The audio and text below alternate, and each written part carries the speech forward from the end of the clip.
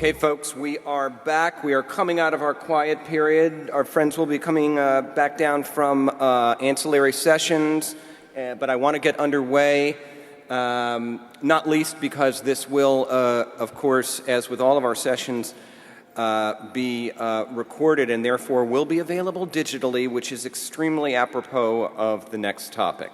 Digital freedom.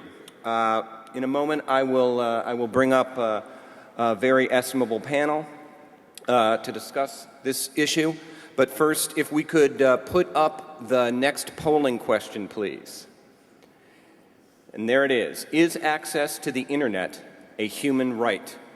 Fairly straightforward question, but interesting in its implications. Is access to the internet a human right? And if we could put up the number, so commit 10 to 90206. And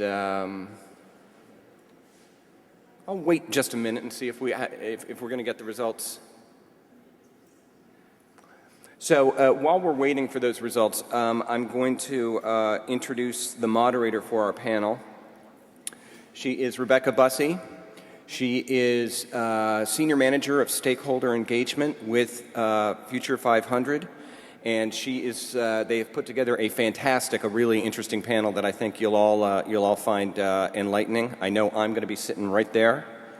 And without further ado, Rebecca Busse.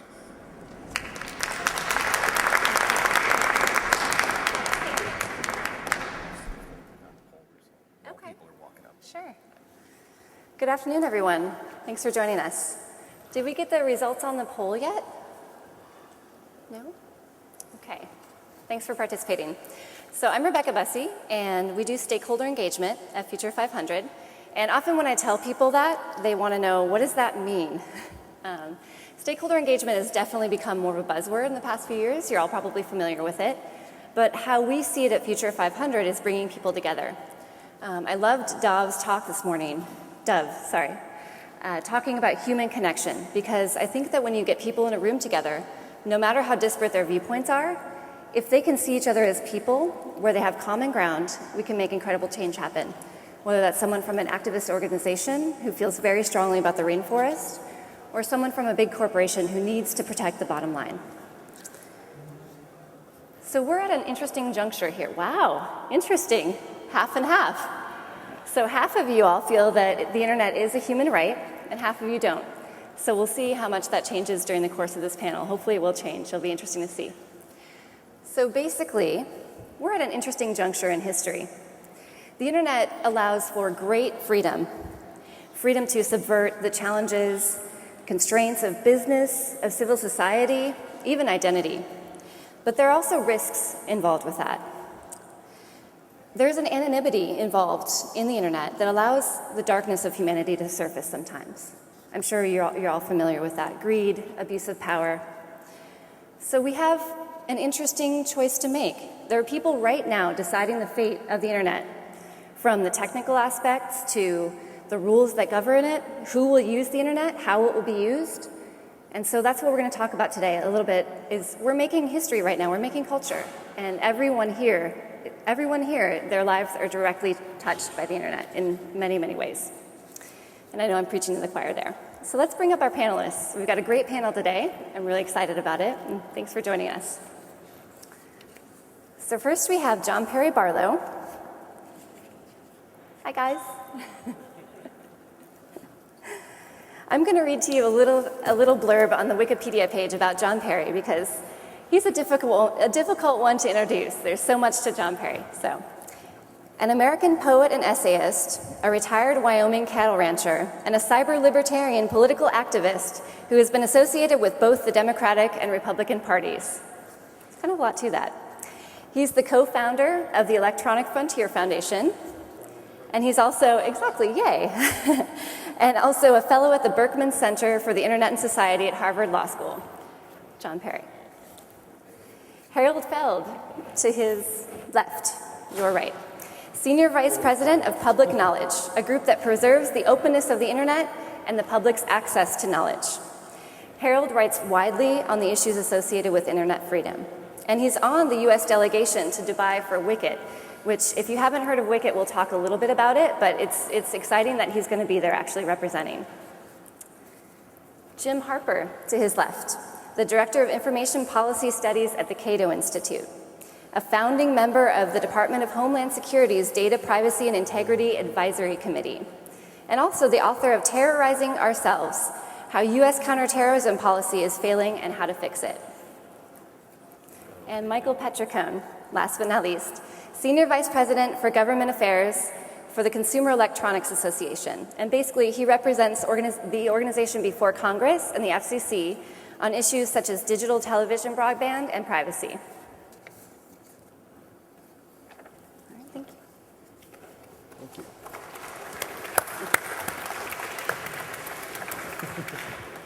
All right, let's get comfortable here. So John Perry, happy birthday, by the way. It's his birthday today. Sorry to call you out in front of everyone. Nice place you got here. Yeah, it's not too shabby, right? Yeah. So basically, I just wanted to go through and ask you all, because as you probably know, it's difficult when talking about issues such as digital freedom. What does that mean? What does that mean to you? What does that mean to your organization? What does that mean to everyone in the audience? So I'd like to start by just first defining that and hearing your answers on that. So John Perry, would you begin? Digital freedom is the same as the other kind. You know, it's freedom. I mean, I'm not sure how I would answer the poll, actually, because it's like saying, is the right to your voice box a human right? I mean, it's a way in which you communicate. And so I think digital freedom is different only insofar as it's much more easily amplified and it's much more easily abused. And moreover, it appears as a threat to practically every existing power relationship that has been on the planet for the last couple of thousand years. So it's tricky in that regard. And the other really, I think, important thing about digital freedom that makes it different from the other kind is that if you can control any aspect of the internet successfully, you can control it all. What do you mean by that? I mean that if you can be censorious about the thing that you find most unpalatable in your own precincts, then another entity somewhere else on the planet can be equally censorious of everything that you hold dear.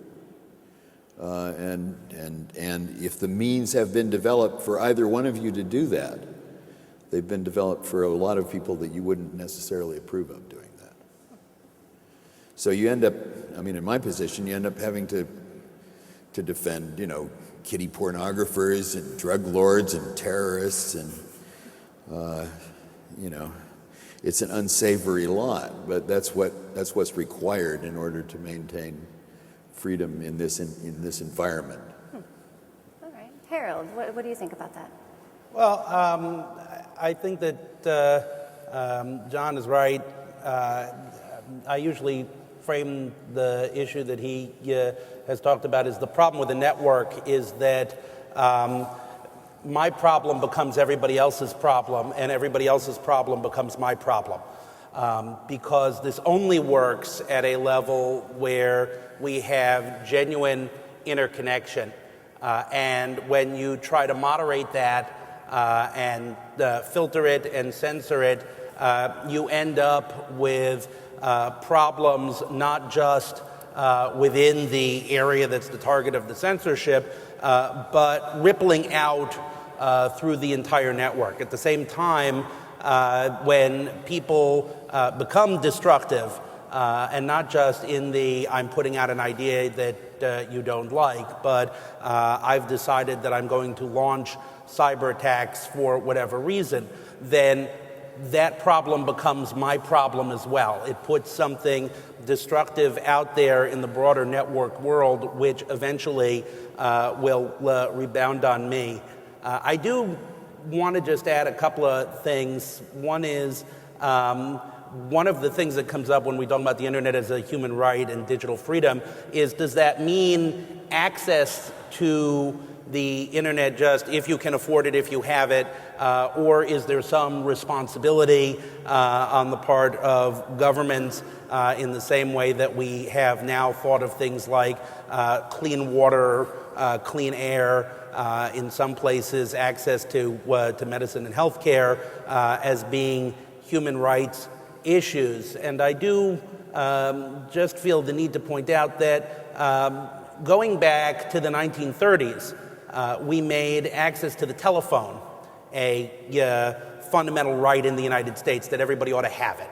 And we had government regulation to ensure that people would get it. We had the same idea about electric power in the 1920s and 1930s. You still had to pay for it, but we came to regard it as one of those essential things in society that if you didn't have it, you were so disadvantaged that you effectively couldn't participate in society in the same way. And I think that we are seeing that increasingly that is the case with broadband access, both within the United States, where we're starting to see enormous differences in educational and economic opportunity with regard to if you have access or you don't, and globally. The challenge is, how do you make that happen, and whether the solutions of the previous century are the solutions that we should have for this century's medium of communication, or whether there are other means by which we should aspire to have everybody have meaningful and genuine access to the digital world. Yeah, I'm glad that you brought up the regulation too. That's a big part of this whole discussion, so we'll definitely touch on that as well. And Jim, I know you feel very passionate about the very definition of digital freedom, so I'd love to hear your take on it. Well, yeah, I think it's great in a discussion of digital freedom to start with what freedom is, and maybe to wax a little philosophical. There are many different versions of freedom that people use, and some of them aren't as free as others. Or more free. It's usually being free to do whatever you want. We sort of, many libertarians in my school tie freedom back to what we call the anti-coercion principle. That is, it's wrong to coerce somebody else. That is, we're against private coercion. That's violence of all kinds. We're also against governmental coercion. And we believe that government is instituted to protect people from private coercion. And so maximizing government coercion just puts you maybe from the frying pan into the fire in some cases. The anti-coercion principle is basically that you cannot commit violence except in response to violence. We don't think about the violence in our society. We don't think about the coercion very often because most people do comply with the tax laws. Most people do comply with the regulations. But what's behind the tax laws and what's behind the regulation is coercion. So if you don't pay your taxes, if you don't run your network the way the FCC tells you, you're going to get a letter that says you really need to step up and start doing what we say. If you don't respond to the letter, after a while you're going to get a warrant. It's going to say you need to come down to court and explain yourself. If you don't respond to the warrant, someone's going to knock on your door, and they're going to put hands on you, and they're going to take you down to the jailhouse, and you're going to go before a judge, explain yourself, and if you fail to explain why you should be free, you're going to go to jail. That's coercion. And so that doesn't mean it should never happen in our society, but I think it's important to minimize it. And so digital freedom is exercise of the anti-coercion principle in all the realms that we're going to talk about: cybersecurity, the anonymity, things like that. A lot of people have solutions to internet problems. Connectivity, access to the internet is a genuine problem in some parts of the world and some parts of the country. A lot of the solutions are based on coercion. And so you might be saying that's digital freedom. It's something other than digital freedom. You're valuing equality higher than freedom, and that's something worth debating. Great, thank you. So Michael, you're talking to Congress, and they want to know, what is digital freedom? So how would you describe it? Sure. Let's start with the principle that innovation is inherently disruptive. And the internet is perhaps the primary example of this. Because of the internet, you've been running a business with a safe, comfortable business model for years, for decades. And all of a sudden, overnight, that business model is no longer adequate. It doesn't work. You've been running your country or your government in a certain way for years and years, and it's worked quite well. And overnight, because of the internet, all of a sudden your citizens are no longer satisfied. They want something different. It doesn't work. So the internet is an inherently disruptive medium. Nobody likes to be disrupted. Nobody likes change. It's human nature. If I told you that whatever you normally have for breakfast every morning, starting tomorrow, we're going to have something totally different, you wouldn't like that. We don't like change. It's uncomfortable. So there are always all kinds of interests, whether it's businesses or incumbent industries or the government, that will push back against the kind of change and disruption offered by the internet. And we at CEA spend a lot of time dealing with these issues. In Washington, D.C., there's a wonderful car service called Uber, an internet-based car service, which I would encourage everybody to try. It's fantastic. And at the behest of the D.C. Taxi Cab Commission, the D.C. City Council is trying to legislate it out of business. There's a wonderful new broadcast TV over the internet service called Aereo, which picks up broadcast TV over antennas and sends it over the internet. What's the issue? It's free over-the-air TV. The broadcasters are pushing back on. We had a prolonged fight earlier this year over a couple of bills called PIPA and SOPA, where there were some people in the government that felt like it was time to control the internet and the content that was on the internet. So we spent a lot of time dealing with these innovation issues, which are really internet freedom issues. So for me, in a nutshell, internet freedom means maintaining the internet as the most powerful engine perhaps we've ever seen. The most powerful engine of economic progress and social progress, and not letting any of these well-intended but disrupted interests shut down the promise the internet offers. Excellent. Well, Rebecca Arbogast unfortunately could not make it from Comcast today, but she did send an unofficial, unscientific, that's the disclaimer, survey about what people thought internet freedom was. And I just wanted to read a couple of quotes from that. I think my favorite, I'll start with that. I know you're supposed to start with your least favorite first, but it is complex, it can create hope, it can create fear. Two of the most complicated human emotions that underlie a lot of motivations. And I have the God-given right to criticize whoever I want without having the courage to put my real name on my comments. The last part is a joke, mostly. The unabated flow of packets from end to end, information packets. I could write all night on this and still make no sense. So that underlines a little bit of the complexity that we have here, with all the different issues coming together in the creation of this kind of culture. So, There's one there that's really good. what's that? I mean, the uninterrupted flow of packets from end to end. I thought that was pretty good. Yeah. That works for me.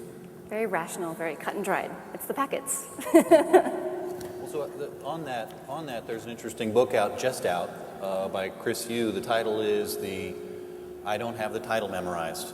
That goes into the change in the network over the last decade or so, where more and more. So the original internet was pretty simple engineering, end to end, move the bits from one place to another.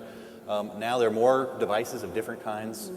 There are more access points of very different kinds. The problems in trying to connect someone wirelessly, the technical engineering problems to wireless connections, very different from DSL or cable. All these different connections mean that the internet's going to run differently in his argument than it did in the past. And so that engineering principle of end-to-end, which I like and I think is the right principle, may have to be derogated from in some cases. But we're going to have to do something to maintain it, I think. I mean, back when Mitch Kapor and I first founded the Electronic Frontier Foundation, we'd been at it for a little while before I got an email from somebody in what was still the Soviet Union saying, well, that's all very good for you trying to preserve your First Amendment on the internet, but we don't have one. And we realized that the First Amendment was a local ordinance in cyberspace, and that the only way that we were actually going to be able to guarantee rights, since it was a difficult to regulate environment, was to focus on the architecture. The architecture is critical, and there are a lot of things that you can do. I mean, politics is architecture in cyberspace, and there are a lot of things you can do to keep that architecture open. The book is The Dynamic Internet. I remembered while he was speaking. Dynamic Internet by Chris Yu, please. And this brings up the complexity because there's a lot that is user-mediated. I choose to have an iPhone, a more restricted platform, or an Android phone, which is more open, or to use a laptop which connects to other networks in a different way. And those are all my user choices. There are also, of course, technical there are technical constraints, but part of the question here is what's the ideal?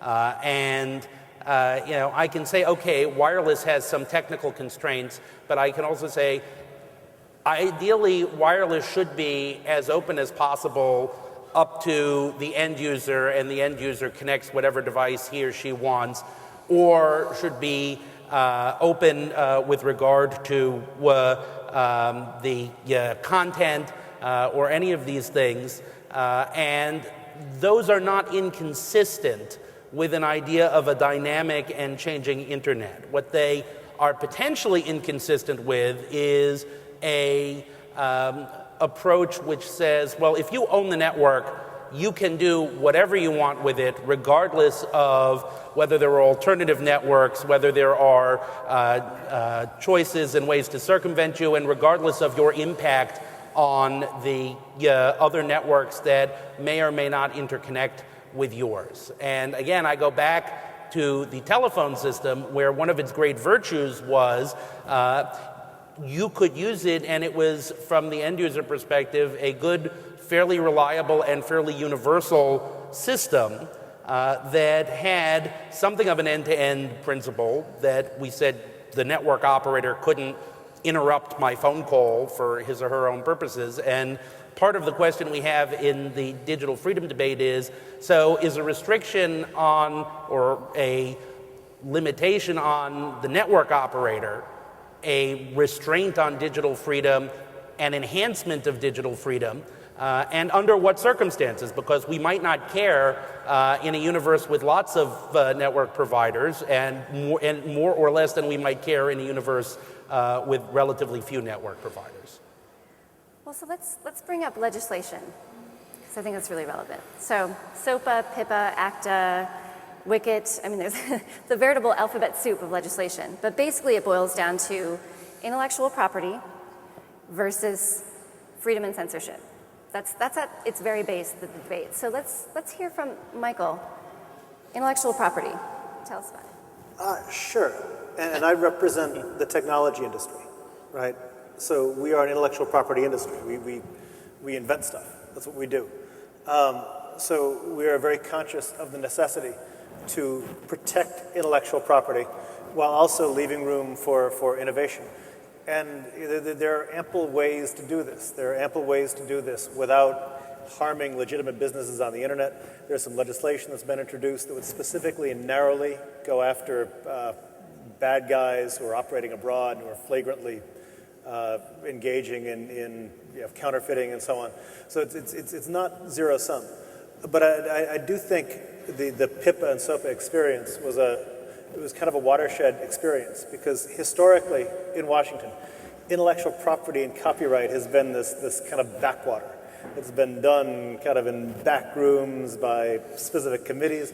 The public hasn't really paid a lot of attention to it. It's impenetrable stuff. You say the word copyright, people's eyes glaze over. So let me interrupt you just for a second here. Who here has heard of SOPA, PIPA, ACTA, et cetera? Okay, so some of you, but not that side of the room. Not everyone. So just Right, and these were bills that essentially would have allowed individuals to sue third parties on the internet who were acting as conduits for information, and would have made it much more difficult, for existing businesses like Facebook or Twitter or eBay, or to start businesses like that, and basically would have shifted how the internet worked. But this has been going on, so it's been this kind of backwater for years. And basically the ones who were represented in the process were the existing interests, basically the incumbent industries. And this year, a crazy thing happened. A bill was introduced that was very, very restrictive, and again would have shifted the balance in the internet and made it much more difficult for legitimate businesses. And 15 million Americans contacted their member of Congress, which is unheard of on any issue, much less copyright issues. There were people in Congress saying they didn't get these many calls in the healthcare debate. So clearly something has shifted. And I think what shifted was there was an existing narrative, right, where Congress's approval is very low. Right, so people don't like Congress. But there's a prevailing feeling on the right and the left that somehow the system is being gamed for the purpose of the incumbents and to disadvantage everybody else. The Tea Party people basically believe that. The Occupy people basically believe that. And number three, people love the internet. They just love it. So when people were told that the Congress you don't like, is about to break the internet, which you love, at the behest of a few existing interests, they got very, very angry. And I think it was a watershed moment. And there's a different reaction now to internet issues and technology issues in Congress, where I think it used to be kind of cute for members of Congress to not know about technology. You know, series of tubes. It was funny, like, you know, your uncle at Thanksgiving dinner. But then it turned around and bit them hard. And now members of Congress have decided that it is no longer cool not to know about technology, because obviously this is something their constituents really care about. So we have a window of opportunity to educate members of Congress on digital culture, on the internet, on technology, on how it works. And you know, we are doing our best to do that so that next time there is a PIPA or a SOPA or some internet breaking bill introduced, the result will be different and it won't be such a difficult fight from the outset. You can tell who loves the internet the most because they're the ones with their faces in their devices. I love it a lot, but I'm not going to tweet from the stage. We see you guys up here. So intellectual property is an interesting area because people are undecided. There's legitimate debate about whether intellectual property, particularly copyright for these purposes, is something that is a right to own, like physical property. We're used to conventional rights in that area, or whether it's a government-granted monopoly. So depending on your perspective, you might think that violating intellectual property rights should be your right, because you should be free to use your faculties however you want. Other people obviously believe that intellectual property is a right to have, and so you're violating others' rights when you move it around. I'm kind of curious to hear from John Perry Barlow what his thinking on intellectual property is, because he's one of the sages of the internet generation. Well, I think it's an oxymoron. I mean, I have no problem with the idea of property. I just like to restrict it to things that you can't reproduce infinitely at zero cost. The use of property for ideas is actually a very recent development. I mean, the term intellectual property didn't exist 30 years ago. What you got when you got a copyright was a limited license over a fairly short period of time to express something in the mechanical means that were then available. And you created an economy that dealt in the objects that you embedded expression in. And the problem is that, you know, suddenly you still have the wine, but the bottles have gone away. And the people that were in the bottling business don't know anything about the wine business, actually. And what they do know is that in the bottling business, there was this nice, tidy relationship between scarcity and value that exists with all hard goods. Suddenly, that no longer exists, and in fact, there's a relationship between familiarity and value.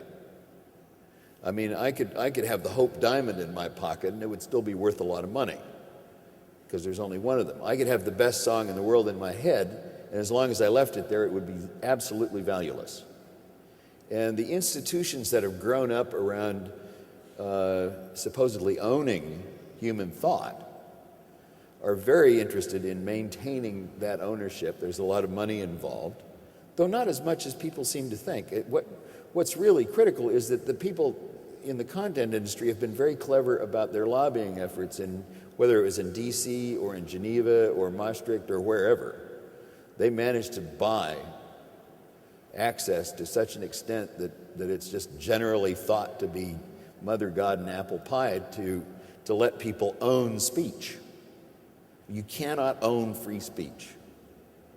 I made a good chunk of my living as a songwriter, and I'd have to say that the best thing that we ever did in the Grateful Dead was to recognize that we didn't own this stuff, and thereby invented viral marketing, kind of somewhat inadvertently.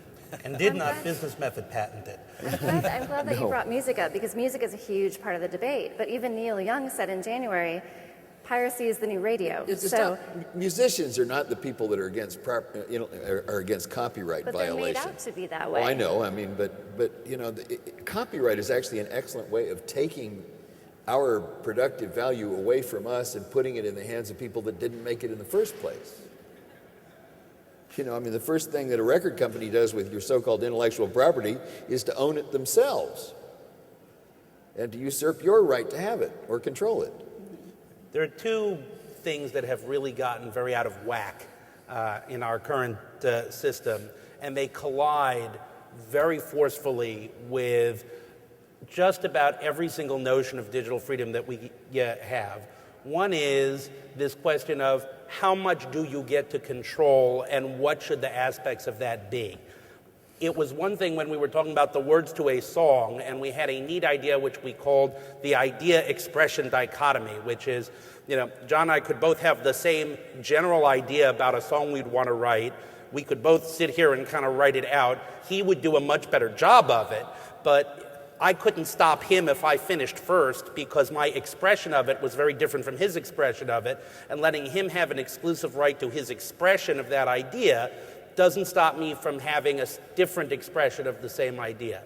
When you talk about the software in a cell phone, and or any kind of written thing that does stuff, you start to get into the real problem of we no longer have a difference between idea and expression. This is the idea, the written form becomes the expression and becomes an actuality. So we're applying these things and using them in ways that limit what people can do in a way that was never true before. The other problem is, what do you do about this? And that has gotten seriously out of whack as well.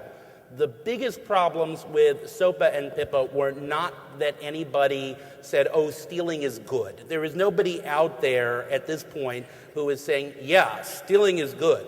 There might be a few. The question is really much more, what do you do to try to address this, and who ought to bear the cost? I like to say, look, everybody agrees shoplifting is bad, but we don't think you ought to give mall cops machine guns and have them gun down anybody who looks suspicious, or that there ought to be a right to strip search you coming into and out of a mall just in case you're shoplifting something. I would go further and say you haven't stolen anything from me if I still have it. Yeah. So what can the average layperson do about digital freedom? Join EFF. And support public knowledge. And support the Cato Institute. And the Cato, yes, yes. I mean, unfortunately, you just... Where can people go to become more informed? Obviously your websites, but where can they go? What can they read? What could they do? Because I think that's part of it. I mean, people tend to tune out when they feel like they can't make a difference somehow, or they can't make an impact. But yet, the internet was created by people who just wanted the system, right? It's still that way for the most part. But that's being challenged. So how can people keep it that way? One of the problems that we've had, and we've had this all along, is that the issues, I mean, because they are very technical, they're so nerdy. But nerdy's cool these days. Well, but I mean, nerdy's hard too. And by the time people understand the dimensions of the problem, by the time you've actually been able to communicate to people that what, for example, SOPA and PIPA would have done was to make it so that any content owner could sort of arbitrarily deny you your right to an IP address, which, first of all, people have to understand what an IP address is and why that's important. But I mean, we've constantly grappled with the fact that by the time the public becomes aware and has a full understanding of the dimensions of the problem, it's generally been settled one way or the other, and it has to get settled early, or you've lost it. It's a very difficult problem. I mean, it essentially requires you to put a great deal of your faith in engineers. I'll say that, I mean, it's easier than ever to inform yourself about what's going on, which is a good thing. And organizations like ours, chances are, if you hear it's going to break the internet from any of the organizations represented up here, it's probably true, and you should say the same thing over and over again to all of your friends so that movements like the one against SOPA and PIPA happen again. I'll share a little bit on digital democracy, though, which is an increasing interest of mine. Look around you and how the internet has affected so many different industries. Book selling, we know Amazon. The media business totally changed. All the businesses that are in the Consumer Electronics Association constantly battling with the internet as a disruptive force. What's the major industry in society that hasn't been affected that way by the internet? It's governing. And that's really, in my opinion, because the data isn't there. You can't go and figure out what's happening in Washington, D.C. the way you can figure out what's happening with the Major League Baseball or any other sport. You get good data in the newspaper every day about baseball, for crying out loud. You get good data every day about the weather in the newspaper. You get good data, should you still read a newspaper. You get good data about the investments and finance. But good data about what's happening in Washington isn't there. So I've been doing, that's a little bit of a sidelight to digital freedom, but I'm doing a lot of work on digitizing legislative process, digitizing budgetary process, so that it can make its way out into the internet and make it easier for all of us to fight for digital freedom or whatever interests we prefer.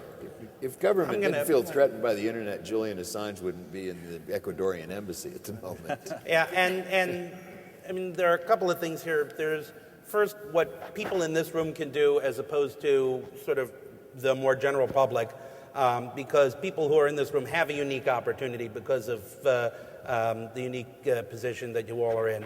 As a general rule, I tell people, look, one of the costs of being an actual citizen is, unfortunately, you got to keep up with stuff.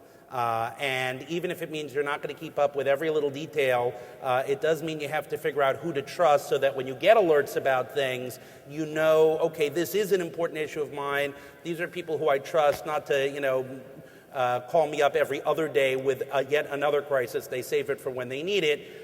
That's how you can stay connected and make it known, to your state legislator, because a lot of this stuff also happens on the state level, federal legislators, that you care about this stuff and you're watching. The people in this room, however, I want to say you got an opportunity to do a lot more for whatever varying definitions of internet freedom that we have. With regard to the copyright and also patent issues that we've discussed, you are uniquely in a position to weigh in. One of the reasons why certain things get moved along so quickly is that nobody in Washington hears from other interests, other CEOs who say, this would really suck for us. Just because even if it's just because we're using the internet and this is going to make it that much harder for us to connect with our customers, it's going to increase our compliance costs, and why the hell should we have to pay for stuff that isn't likely to help in the piracy fight anyway, and it's going to do serious harm. So there's an opportunity to step up. There's also an opportunity to support within your own businesses and extending into your communities things like access. Rebecca's not here, but I promised her that I would plug Comcast's Internet Essentials program, where Comcast is now doing a lot to provide internet for low-income families. That started as an offer to the Federal Communications Commission to let them close a merger, but now they've discovered that that's really a good thing to do. And there's something that the FCC is sponsoring called the Connect to Compete program, which is a voluntary program with regard to trying to get people connected.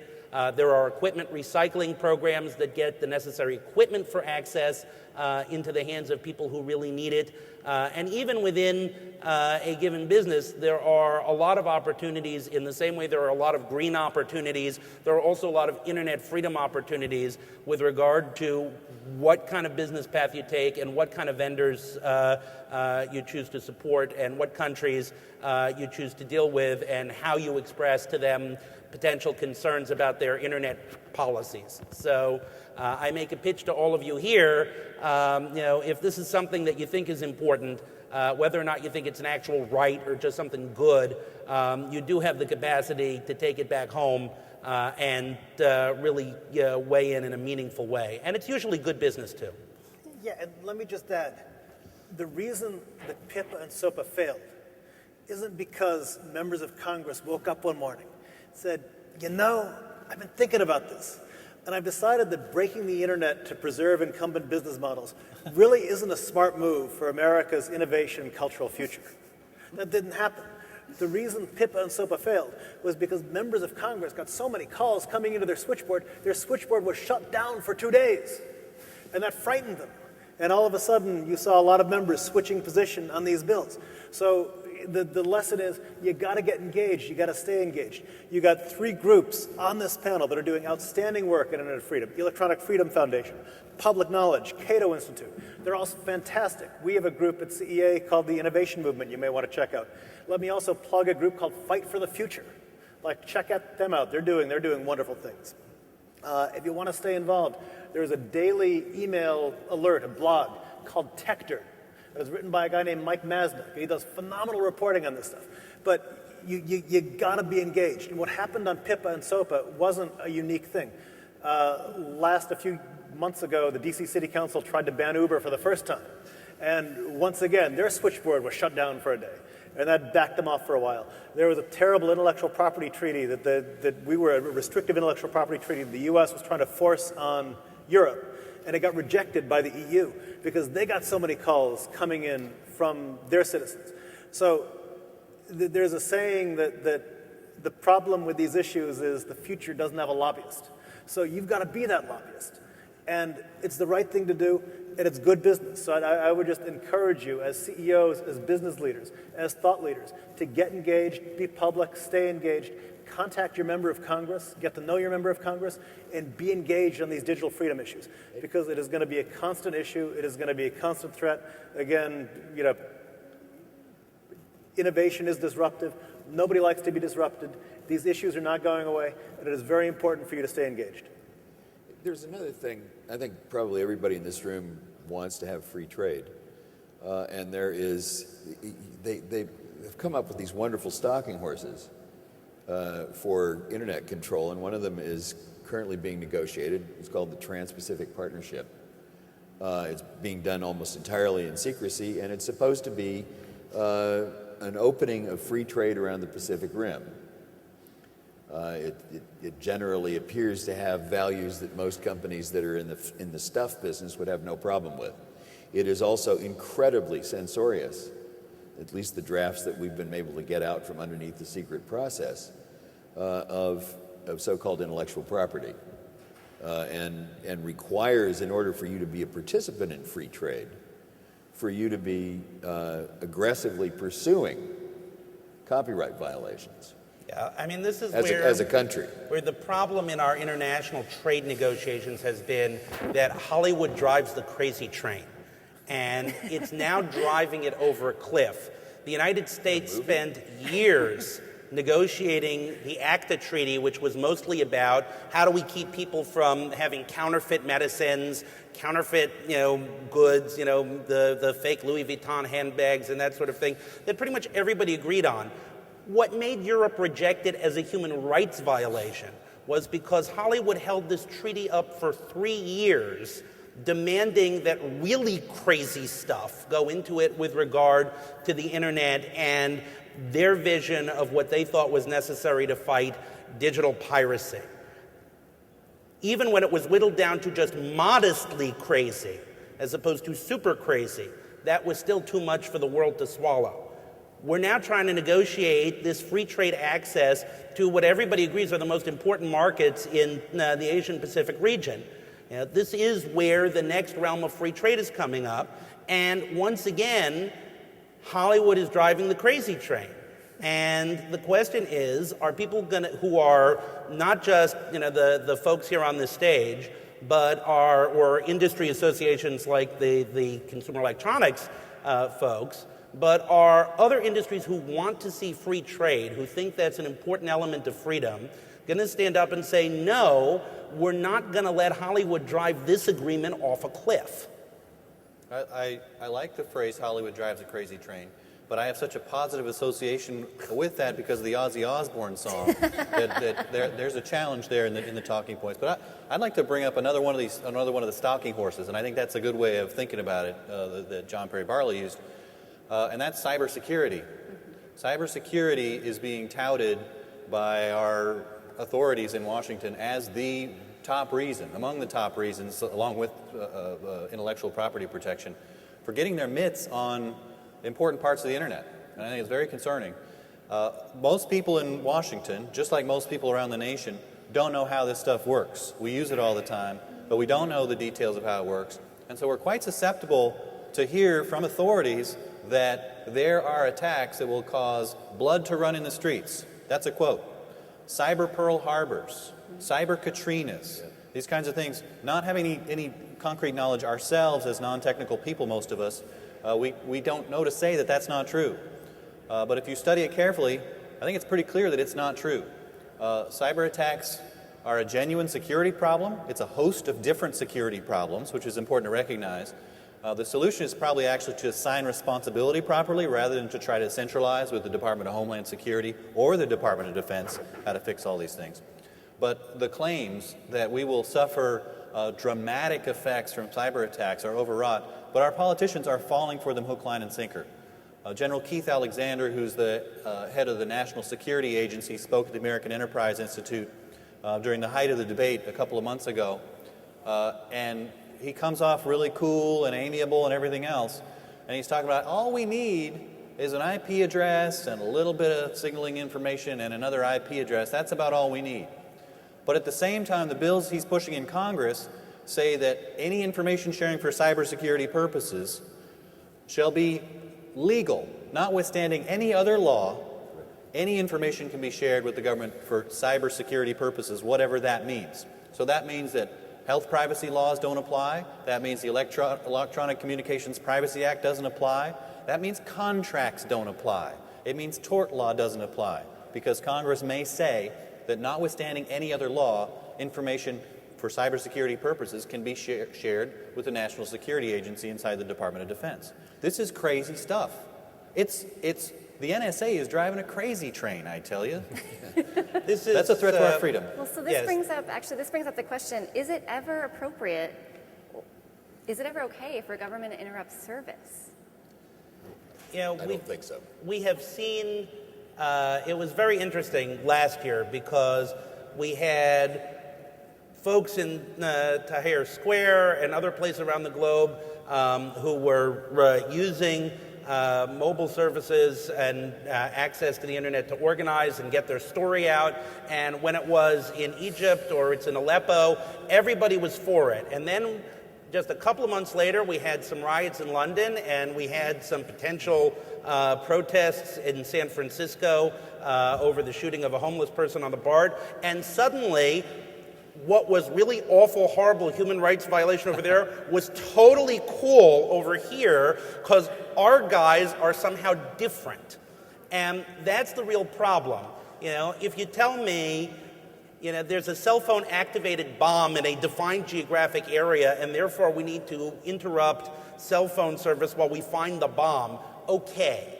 But if you tell me that it's bad because somebody is going to tweet out, police are beating the crap out of protesters, avoid Zuccotti Park. How is that a different form of speech than police are beating the crap out of protesters, avoid Tahrir Square? Whether you think that the protests were the same, the speech about what is happening is critically important. And once we start saying, well, it's free speech in Tahrir Square, it's not free speech over here in the United States because our police are different, then we are having a real problem, both internally for us and what the rest of the world frankly thinks of us and our ideals, which we are trying to promote. John Perry, you had a very simple answer to this, so. I don't think it's supportable for the government to stop any form of communication, here or anywhere else. And I also think that it's impractical. If you want to have functional systems of governance, they have to be able to communicate with each other. If you want to have functional business, it has to be able to communicate unimpeded. And if you want to have liberty, you cannot stop people from communicating. I mean, it seems very straightforward to me. But you know, there are the four stalking horses of the apocalypse, and terrorism is one of them. Copyright and kiddie porn and drugs.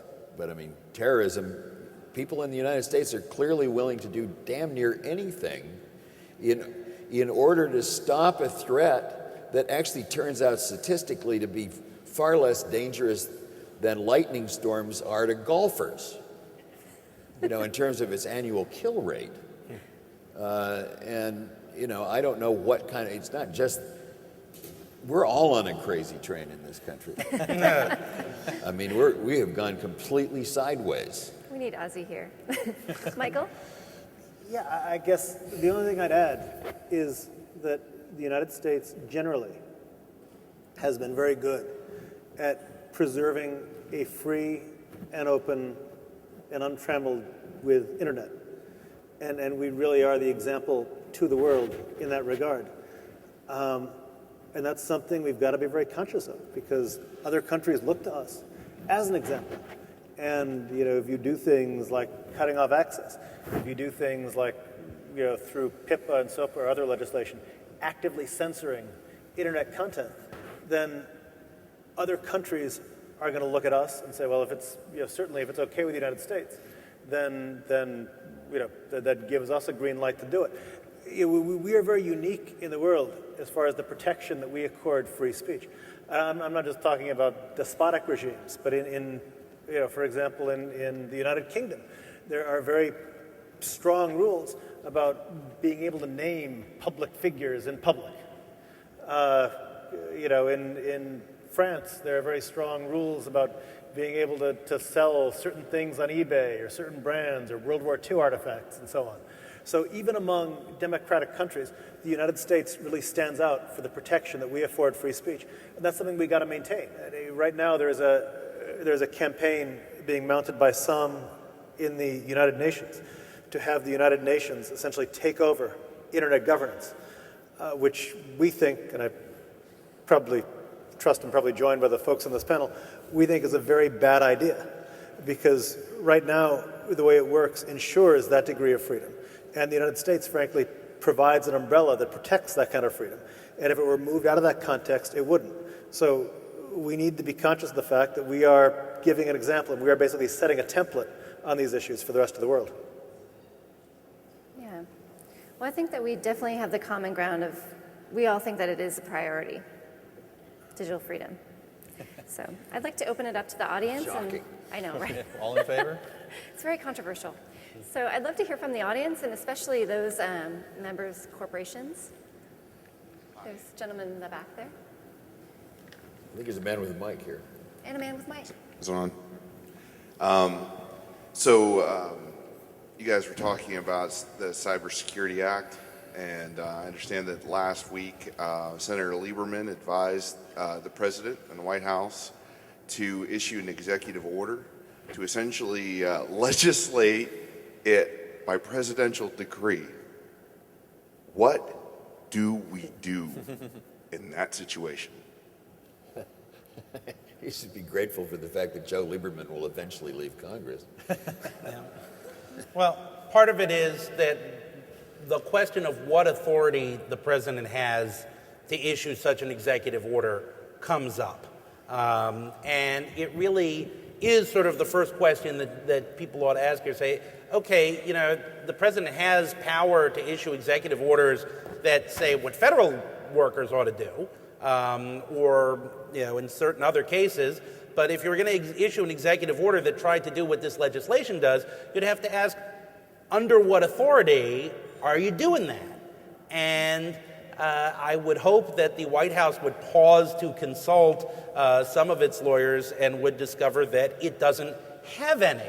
I do think that one of the things that was extraordinarily effective when SOPA and PIPA were out there was that people reacted. And one of the things also that's important is if the White House issues such an executive order, then regardless of whether people think it has real authority or not, there ought to be a tremendous outcry about it. Because if the White House issues an executive order and we hear crickets in Washington, then Congress is going to come back next year and say, all right, well, turns out cybersecurity doesn't create the same reaction that SOPA did, so here we go.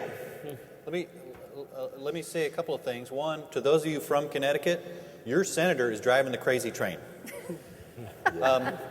But more seriously, the Harold's right that the president has limited authority to do some of the worst stuff that is being considered in legislation, which might actually split the cybersecurity liberties-oriented coalition, because a lot of the objection to cybersecurity legislation has been based on the privacy concerns. I have just as much regulatory concerns. That is, how is it that this federal government, which has as many cybersecurity problems as everybody else and maybe more, is going to figure out how to solve all these different problems? I would much rather have the problem distributed to the owners of the infrastructure, and 90 whatever percent, pick your number, is privately owned infrastructure. Assign responsibility. Make sure that businesses that fail to secure their own stuff, they lose. They should lose. No bailout. But we don't want to centralize it, and I fear that the privacy coalition will fall away in the context of an executive order, because the federal government is going to fake it till they make it. That is, they're going to act like they have the regulatory authority until they get the regulatory authority. I don't think security will be any better when they do. Over the last decade, though, the White House has shown the ability and the desire to routinely do things that it isn't authorized to do. I mean, the White House has basically done away with habeas corpus. They've made it possible for the NSA to wiretap without a warrant practically everybody in the United States all the time. I mean, the people are not rising up at all in the face of what is a fairly serious curtailment of what ought to be fundamental liberties. Between now and November 5th, November 6th, the voice of the people rising up will never be stronger. And people have, this is when elected officials are listening most carefully to what are the hot button issues that people are talking about. Both parties felt that this was enough of a hot button issue to put internet freedom planks in their platforms, which was a major step. And I think that this is really the time to make it very clear that cybersecurity is not an excuse to fundamentally mess with the internet, whether that's mess with its infrastructure or mess with our right to use it.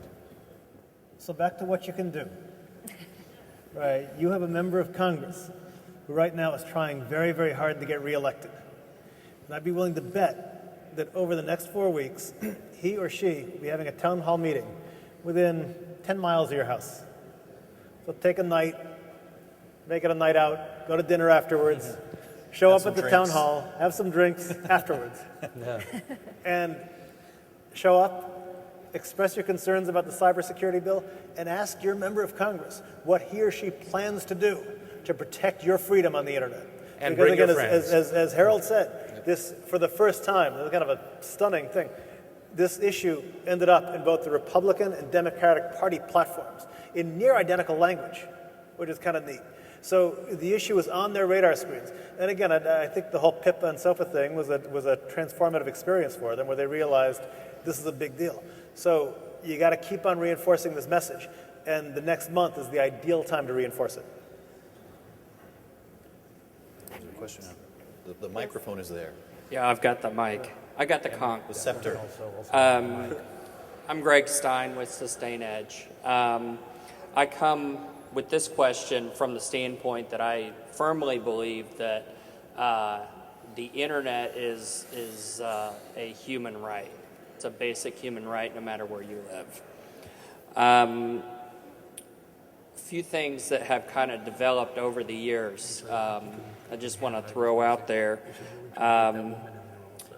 Things from we've already talked about cyber warfare and interference with the transmission of data by sovereign governments,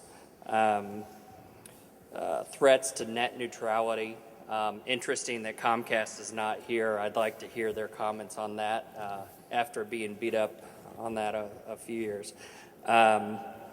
rogue agents within organizations like Anonymous, privatization of data by companies like Google, and something that is truly alarming to me is the collaboration between Kaspersky and Putin.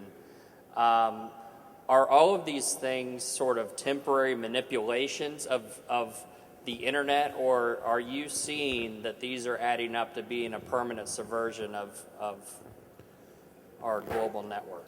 Well, I think we're in a stage where a lot of people are testing what you can get away with. The norms that we are establishing now of what's a reasonable thing to do and what's an unreasonable thing to do are very much in flux.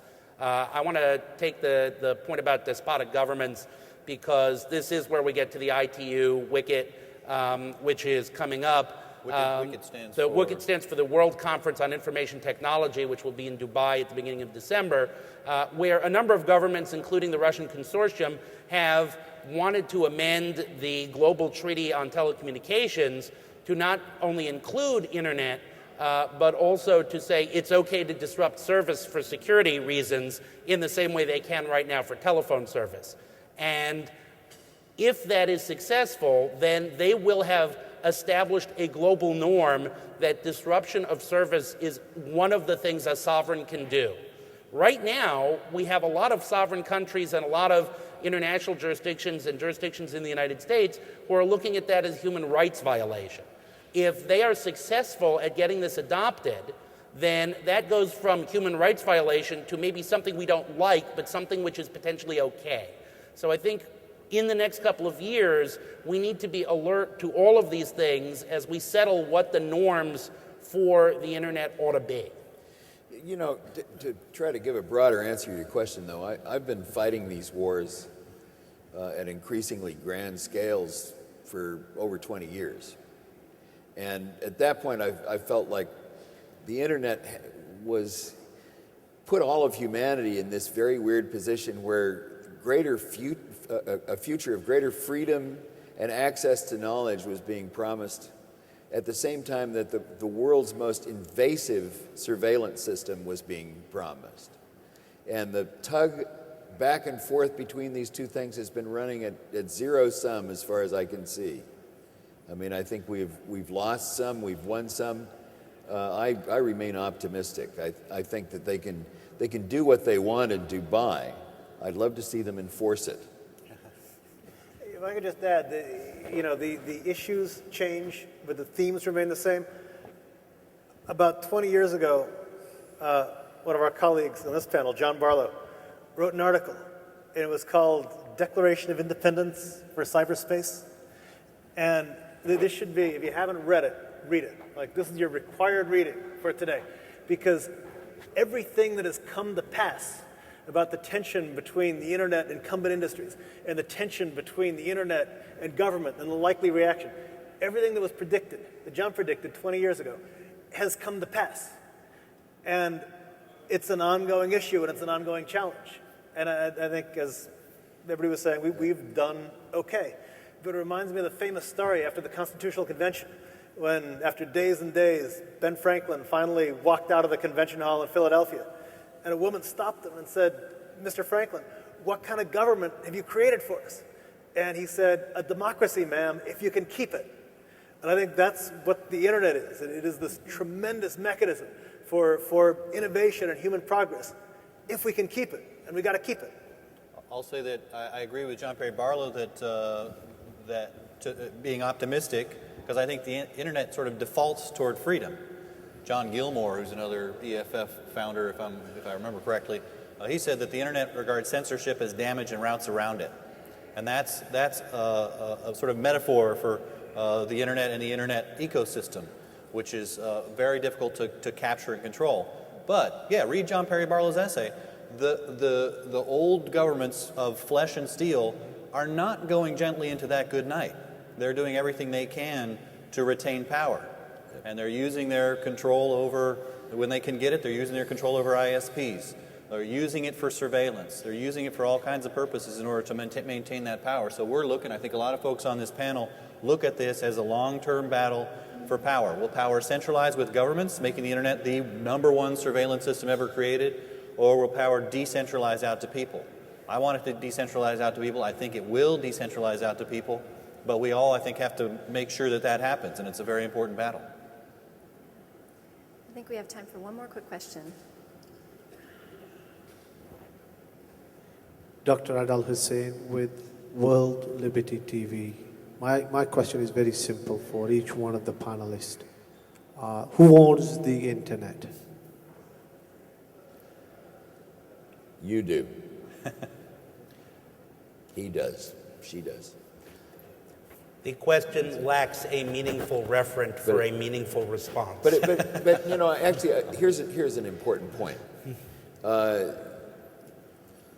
The internet is owned in its many parts and pieces by a lot of different institutions, generally speaking. I mean, the lines of transmission. And in many cases, there is at minimum a duopoly between the way in which you can get internet service where you are. And you can deal with two entities that are much too censorious. I mean, I'm sorry Comcast isn't here, because I'd like to ask them why they think that it is their right to stop my access from Pirate Bay or to Pirate Bay as a customer, which, you know, they can certainly do as a private entity. Terms of service are not guarantees of rights at all. And so I think it's important to ask who owns the internet. But fortunately, you can do a lot to foster free trade in bits. I think that's the important consideration. You can try to force the issue and make sure that there is real competition, and that you're not stuck with a couple of providers. Luckily, the reading assignments we're handing down from the dais are relatively short. And there's another reading assignment I'll give you. It's called World of Ends. I think it's at worldofends.com or .org. Search World of Ends, you'll find it. And it describes the internet as an agreement. The internet's an agreement to use a protocol. And that's the kind of big answer that a big question like that gets. The pieces of the internet, the different layers of the internet, they're mostly owned by private actors. When someone adds their stuff onto the internet, that's now part of the internet, but it's still theirs. That agreement to use this protocol is what's done all the magic. And nobody's going to own an agreement. Luckily, nobody owns the protocol, and that's why it's been so valuable. Well, and we do have to, we're running out of time, we do have to stop, but with ownership comes great responsibility. So it's all of our responsibility to keep digital freedom alive. Thank you.